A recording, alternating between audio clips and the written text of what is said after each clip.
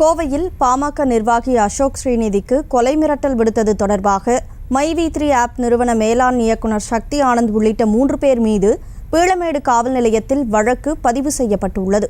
கூடுதல் விவரங்களுடன் செய்தியாளர் அருண் இணைந்திருக்கிறார். வணக்கம் அருண், முழு விவரம். வணக்கம். மைவி3 ஆப் நிறுவனத்தில் பல்வேறு முறைகேடுகள் நடப்பதாக பாமக நிர்வாகி அசோக் ஸ்ரீநிதி என்பவர்தான் முதலில் கோவை மாநகர காவல் ஆணையர் அலுவலகத்தில் புகார் அளித்திருந்தார். அவர் தொடர்ந்து 2 முறைக்கு மேல் அவர் புகார் அளித்திருந்த நிலையில நேற்று முன்தினம் அவருக்கு மர்ம நபர்கள் சிலர் மைவி3 ஆப் நிறுவனம் மீது தொடர்ந்து புகார் அளித்தால் உன்னை கொன்று விடுவேன் என்பது போன்ற தொலைபேசியில் மிரட்டல் விடுத்திருந்தனர்.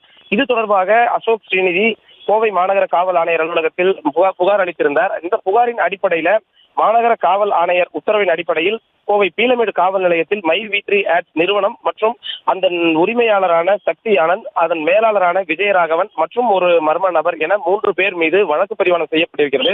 இந்த வழக்கு கொலை மிரட்டல் என்ற அடிப்படையில 506/1 பிரிவின் கீழ் வழக்கானது பதிவு செய்யப்பட்டிருக்கிறது.